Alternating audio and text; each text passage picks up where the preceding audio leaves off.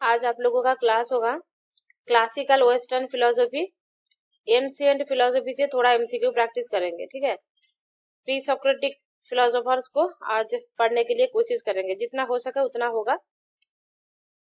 यहाँ पे Hindi English both ही है, आप सब लोगों के लिए सुविधा होगा।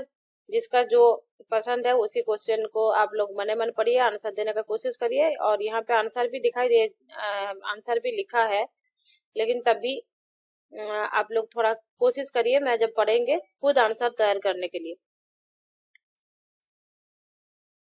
अच्छा, क्यों अचानक से एमसीक्यू क्लास कर रहे हैं, इसका मतलब यही है, थ्योरी हो गया आपका, क्या पिछले दिन कितना हुआ था, स्पिनोजा तक हो गया था। तो आज फिर MCQ western classical western philosophy से एमसीक्यू प्रैक्टिस करेंगे, फिर नेक्स्ट डे लाइबनिज कराएंगे। तो एमसीक्यू थ्योरी के साथ साथ एमसीक्यू भी मिक्स्ड में पढ़ाएंगे। ठीक है, कभी कभी एमसीक्यू भी करा देंगे, और थ्योरी के साथ तो एमसीक्यू रहता ही है, लेकिन इस बुक भी आप लोगों को खत्म कर देंगे, तो इसलिए मिडिल में इस बुक भी पढ़ाएंगे।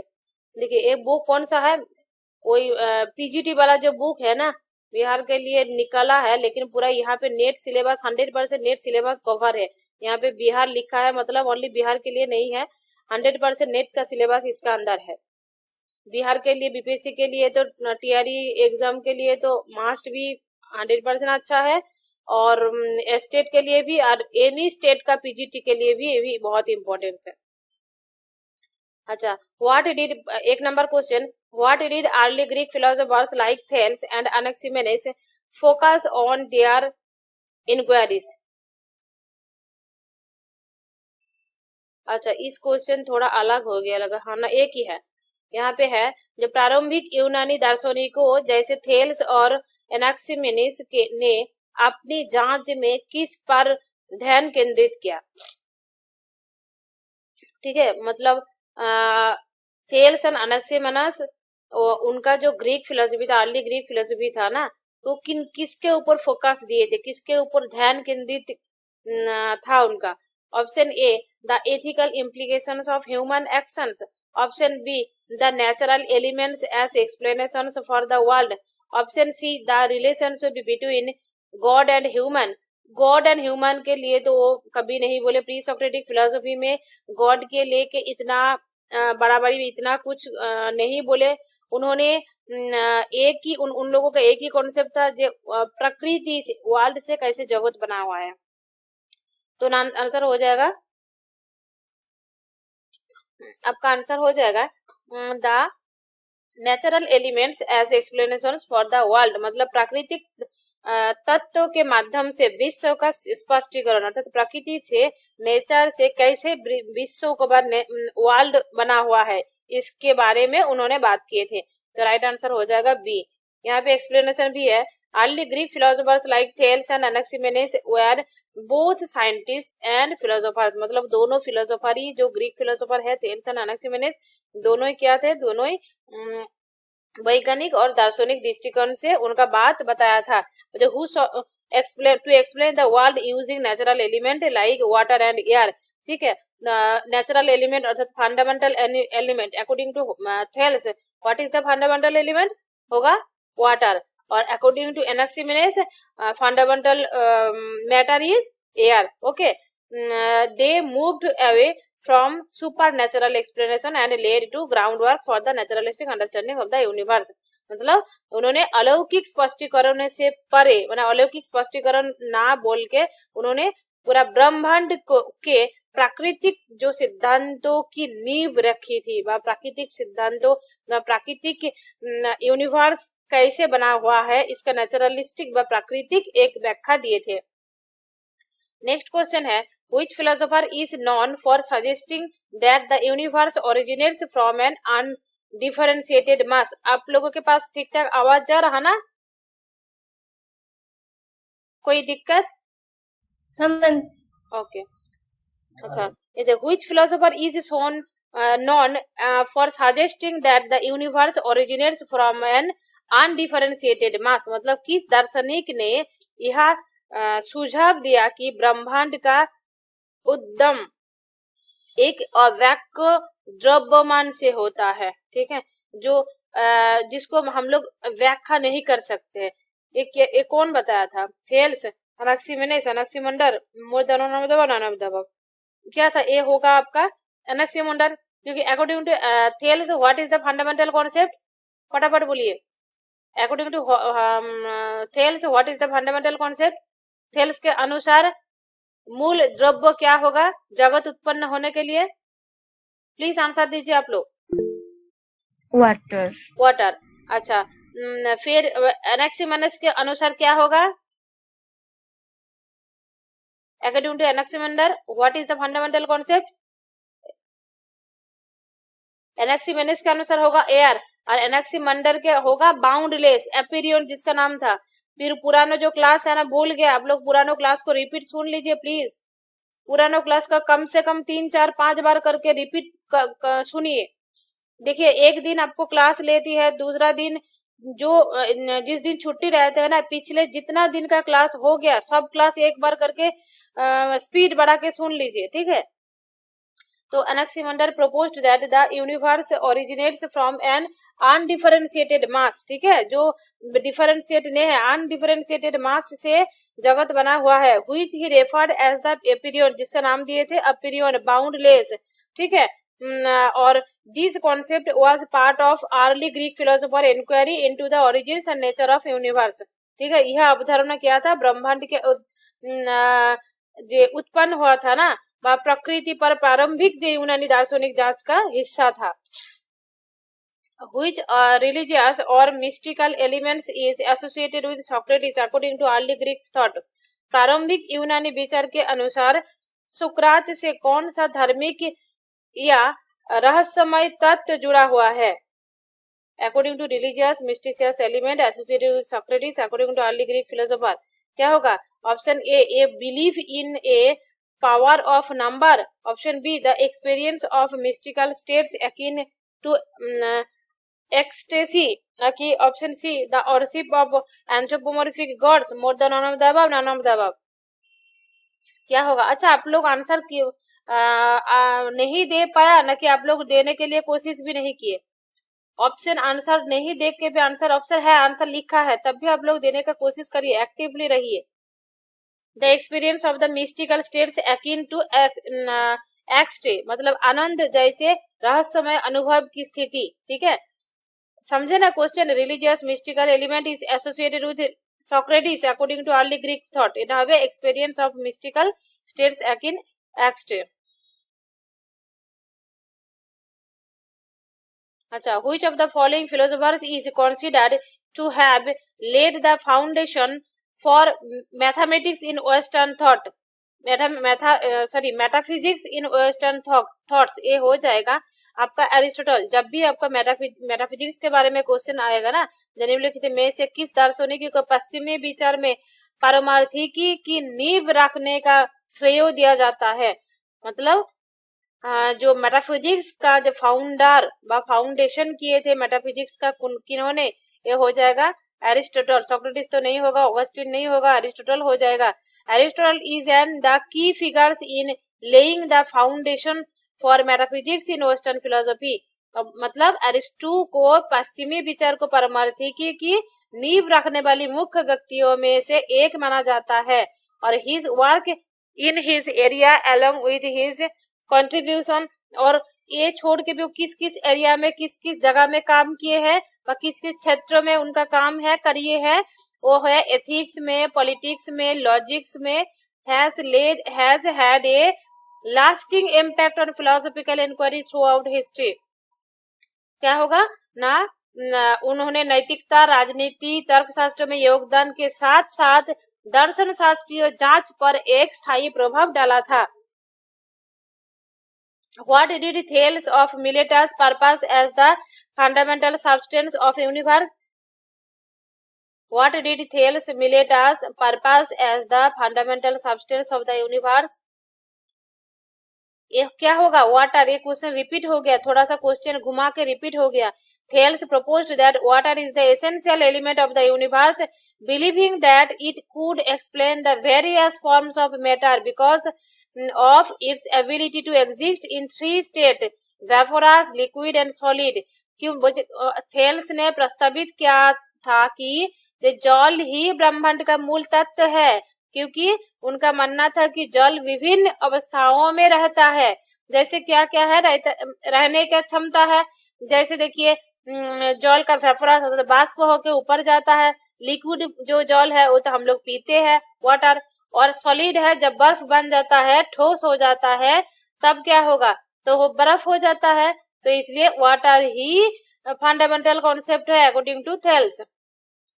How did Anaximander describe the primary substance of the universe? Anaximander ने ब्रह्मांड के प्रारंभिक तत्व को कैसे वर्णित किया? ये हो जाएगा आपका आंसर। देखिए ऑप्शन ए होगा, ये तो नहीं होगा, थेल्स होगा। According to Thales water is the fundamental concept. According to Anaximenes air is the fundamental concept. According to Heraclitus fire is the fundamental concept. तो ऑल ऑफ द अबव या more than one of the above ये नहीं होगा, इसलिए right answer हो जाएगा none of the above. इसके मतलब अनैक्सिमंडर के जो मत है, जो फॉर्मलेस, इनफिनाइट, एटर्नेस, बाउंडलेस, एपिरियन जिसका नाम दिए है, ही है फंडामेंटल कॉन्सेप्ट, लेकिन ऑप्शन में नहीं है, तो इसलिए राइट आंसर हो जाएगा none of the above. Next question, according to Anaximenes how does air transform into different element? Anaximenes के अनुसार वायु विभिन्न तत्व में कैसे परिवर्तित होती है?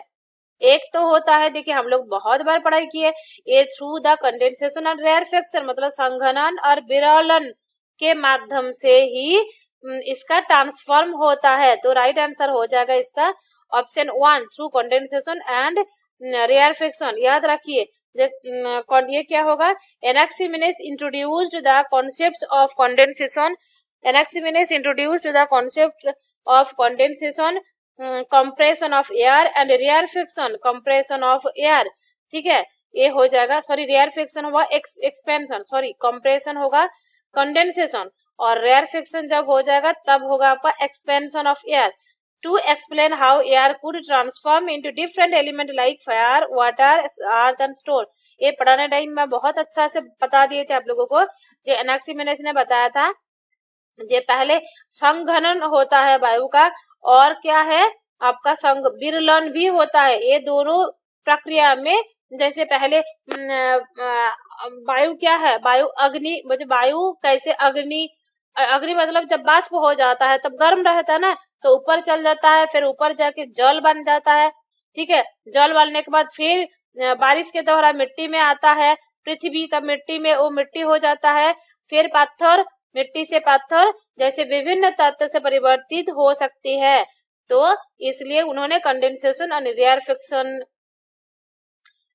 तरीका से एयर से जगत बना हुआ है, ऐसे फैसला किए थे। अच्छा, question number 8, which pre Socratic philosopher believed that the earth is a disc floating on water? किन्होंने बताया था, आंसर दीजिए तो प्लीज। थेल्स। हाँ, थेल्स, थेलिस भी बोल सकते हैं, थेल्स भी बोल सकते हैं, yes Thales. Thales believed that the water earth is a disc floating. अच्छा, हिंदी बता देते हैं। थेल्स ने माना कि पृथ्वी जल पर तैरती हुई एक डिस्क है, ठीक है, प्लेट के जैसा, मुझे जो उनके इस सिद्धांत को दर्शाती है कि जल ब्रह्मांड का मौलिक तत्व है। ठीक है, नेक्स्ट क्वेश्चन क्या होगा, what did Anaximander refer to as God? अच्छा, what did Anaximander refer to as God? Anaximander ने किसे ईश्वर कहा? द बाउंडलेस मास को, एयर को, फायर को, non more than one of the above को, non of the above.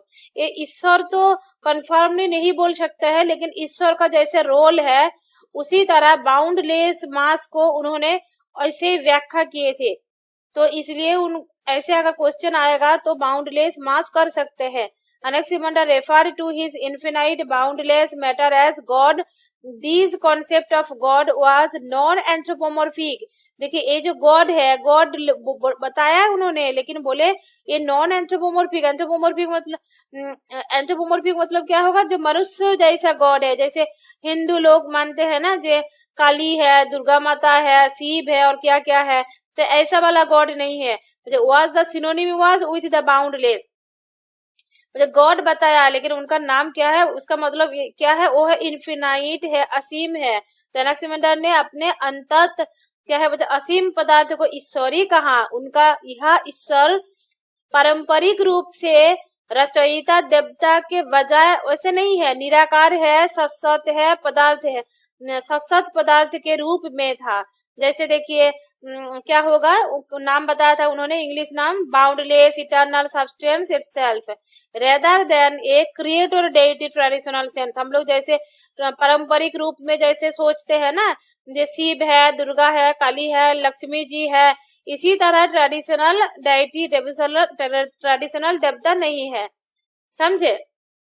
Next question, what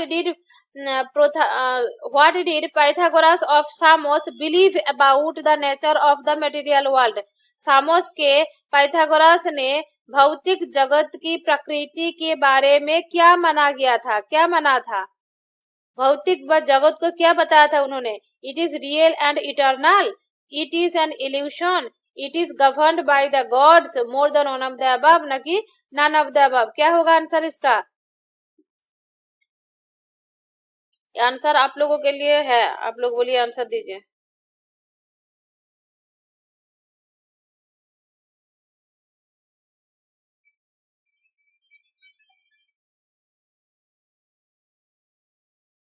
answer दीजिए।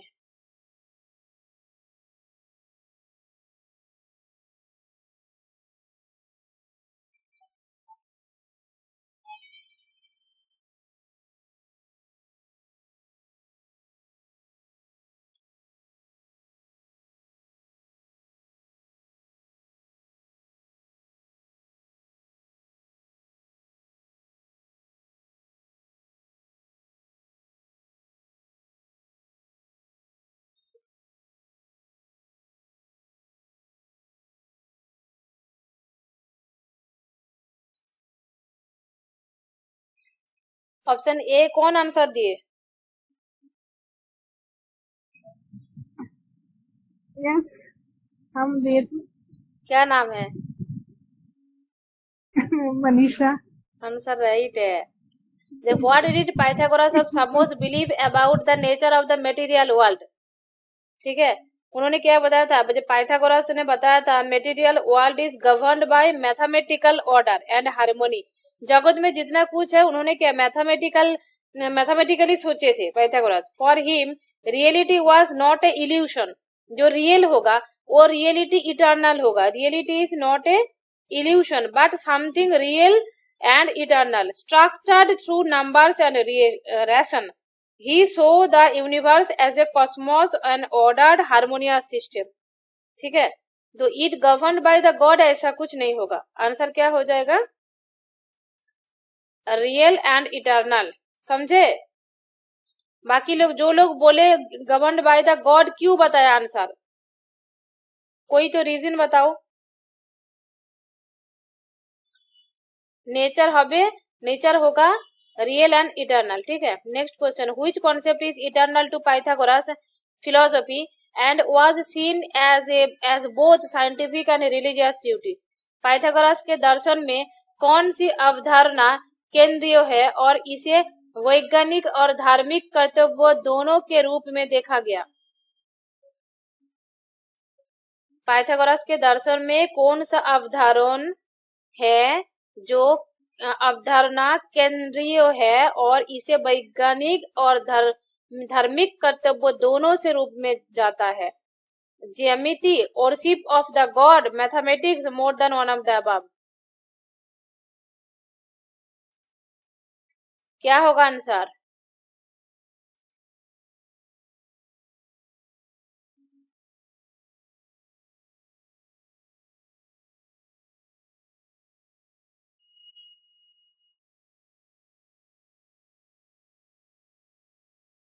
Option A ma'am, ज्यामिति। बाकी लोग, मैम सी भी होगा। देखिए उन्होंने, पाइथागोरस ने मैथमेटिशियन था ना, पाइथागोरस तो मैथमेटिशियन थे। मुझे which of the concept is Pythagoras philosophy was seen as both scientific and religious. Scientific and religious दोनों के वो किए थे. मैथमेटिक्स अगर बोल देंगे तो ज्यामिति उनके अंदर उसका अंदर ही आ जाएगा ना. ज्यामिति तो मैथमेटिक्स का एक पार्ट है, तो इसलिए आंसर में यहाँ पे मैथमेटिक्स करेंगे. हाँ, मैथमेटिक्स करेंगे. अगर यहाँ पे मैथमेटिक्स नहीं रहता ऑप्शन में तब ज्यामिति भी कर सकते थे. ठीक है गोविंद.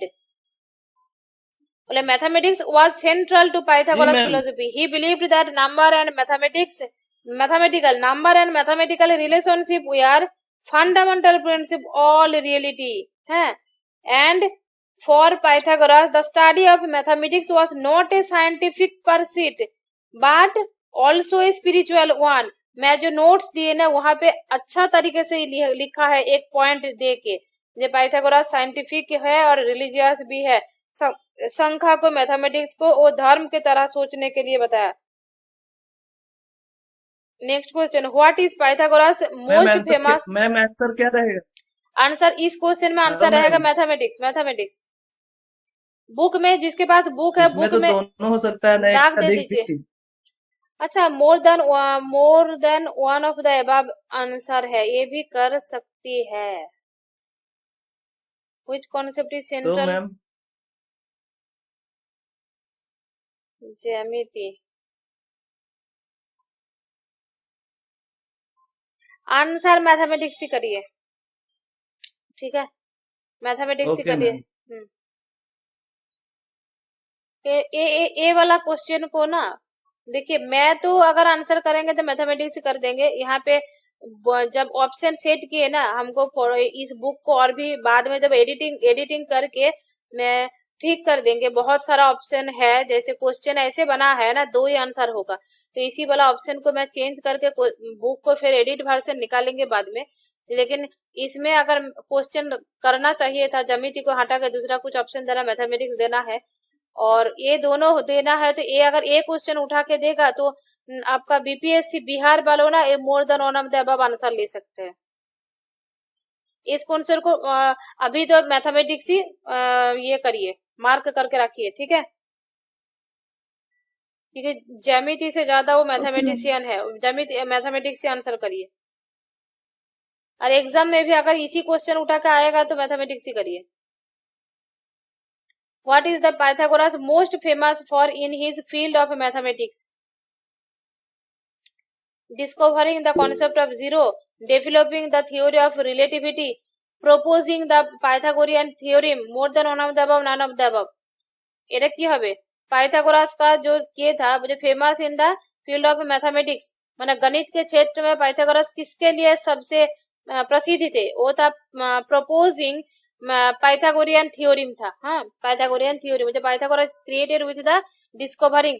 पाइथागोरस ने एक प्रस्ताव किए थे, पाइथागोरस ने एक थ्योरी क्रिएट किए थे. क्रिएट मतलब तैयारी किए थे. ठीक है, वो हो जाएगा Pythagorean theorem. which states that in a right angle triangle the sum of the square of the two sides equals the square of the hypotenuse. ये जो है ना ये याद रखिए, इसको उठा के क्वेश्चन आता है. ये बात उन्होंने बताया, ये हो जाएगा पाइथागोरस. देखिए एक इस बुक पढ़ के आपका फायदा क्या होगा. इस बुक में अगर होगा आपका अगर 5,000 10,000 क्वेश्चन होगा, लेकिन यहाँ पे 15,000 क्वेश्चन इंक्लूडेड है. यहाँ पे क्वेश्चन है जो पिथागोरस का फेमस मैथमेटिकल थ्योरी किए था, वो हो जाएगा आपका Pythagorean theorem.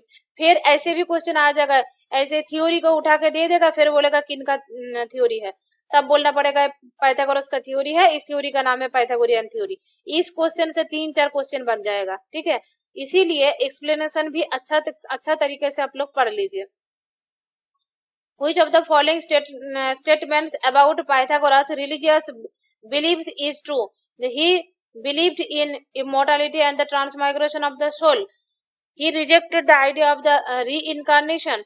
He emphasized the worship and multiple god. More than one of the above, none of the above. Answer क्या होगा? पाइथागोरस के धार्मिक विश्वासों के बारे में निम्नलिखित में से कौन सा कथन सत्य है? ये तो बहुत इंपॉर्टेंट है. He believed the immortality and transmigration of the soul. Yes, बहुत सत्य है.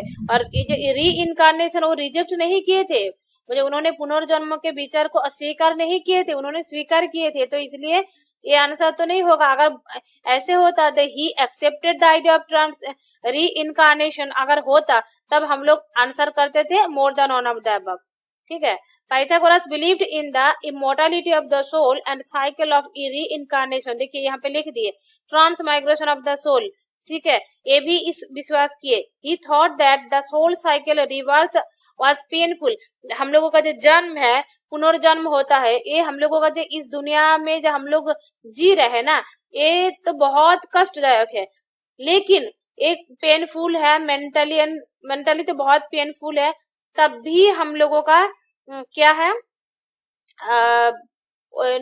आत्महत्या नहीं करना चाहिए, इसके अनुसार ये याद रखिए। और मुक्ति के लिए क्या, intellectual contemplation could help you. ठीक है, मतलब आपको जे इंटेलेक्चुअल कॉन्टेम्पलेशन ही हेल्प करेगा आपको मुक्ति के लिए। What significant impact did Pythagoras have on later thinkers like Plato. Pythagoras का प्लेटो जैसे बाद के विचारों को पर क्या महत्वपूर्ण प्रभाव था। What significant impact did Pythagoras have to later thinkers like Plato? Pythagoras का कौन सा तत्व था जो बाद में प्लेटो ने प्रभावित हुए थे। He ideas on the separation of the material world and the world of idea। एक material world and एक जड़ पदार्थ का एक वर्ल्ड है और एक सेपरेशन का, एक धारणा का, भावना का एक वर्ल्ड है। ये वाला कॉन्सेप्ट उन्होंने दिए थे इस कॉन्सेप्ट को, ना कि his belief in the central role of geometry in understanding the universe. ब्रह्मांड को समझाने में ज्यामिति की केंद्रित भूमिका उन पर विश्वास था। सुनिए ना, पाइथागोरस का क्वेश्चन है ना, ये more than one of the answer ही करिए, इसको more than one of the answer करिए क्योंकि इस क्वेश्चन अगर सेम उठा के आएगा ना, बीपीएससी ने मोर than one of the above answer लेगा। आप लोग इसमें आंसर दे दीजिए, दाग दे दीजिए। His emphasis on aesthetic practice and moral conduct, ये हो जाएगा all more than one of the above answer. क्यों, देखिए वजह, पाइथागोरस ग्रेटली इन्फ्लुएंस्ड प्लेटो। ठीक है, प्लेटो प्रभावित हुए थे and particularly in his idea about the separation of the material world. Material, Pythagoras ने क्या बताया था, एक मटेरियल वर्ल्ड से अलग एक आइडिया है जो इटर्नल एंटिटी है ना, तो वही सत्ता को अलग से स्वीकार किए थे। इस तत्व को प्लेटो ने अपनाया था। As well as importance of the mathematics in understanding the order harmony universe, सब कुछ उन्होंने स्वीकार किए थे। तो आंसर हो जाएगा मोर than one of the above. अच्छा, यहाँ तक कि आज था, रहेगा नेक्स्ट डे थोड़ा ज्यादा पढ़ाएंगे। आज आप लोगों का क्लास लेने का बात नहीं था, लेकिन मैं ले लिए क्योंकि उस दिन मैं नहीं ले पाएंगे, तो इसलिए आज इतना ही रहेगा। कंप्लीट हो जाने के बाद थ्योरी जब कंप्लीट हो जाएगा, आप लोगों के एक एक दिन में 100 150 100 करके एमसीक्यू प्रैक्टिस करा देंगे तब स्पीड में। लेकिन अभी थोड़ा थोड़ा कर रहे, क्योंकि पढ़ा देंगे तो लेकिन आप लोगों का भी समझना चाहिए। आप लोग पहले जितना मैं क्लास कर दिए ना, उतना क्लास को आप लोग 2-4 बार करके रिपीट सुन लीजिए। आप लोग भी आंसर दे पाएंगे, एक्टिवली पढ़ेंगे तब अच्छा लगेगा। ठीक है, चलिए यहाँ पे आज स्टॉप कर देते हैं।